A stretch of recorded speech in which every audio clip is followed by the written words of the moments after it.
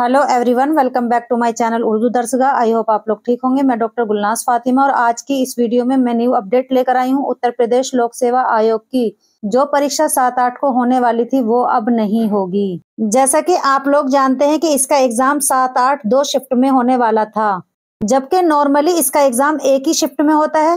तो इसमें लोग कह रहे थे कि नॉर्मलाइजेशन नहीं है। लोगों का कहना था कि अगर आधे बच्चों का 7 को और आधे बच्चों का 8 को एग्जाम होगा तो ये नॉर्मलाइजेशन नहीं है।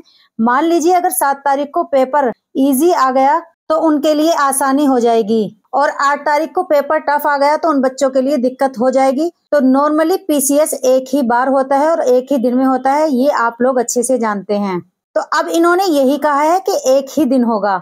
अभी कोई डेट फिक्स नहीं है। वैसे पीसीएस का एग्जाम दिसंबर में होने वाला है, बस अभी इन्होंने यही कहा है कि 1 शिफ्ट में ही ये एग्जाम लिया जाएगा।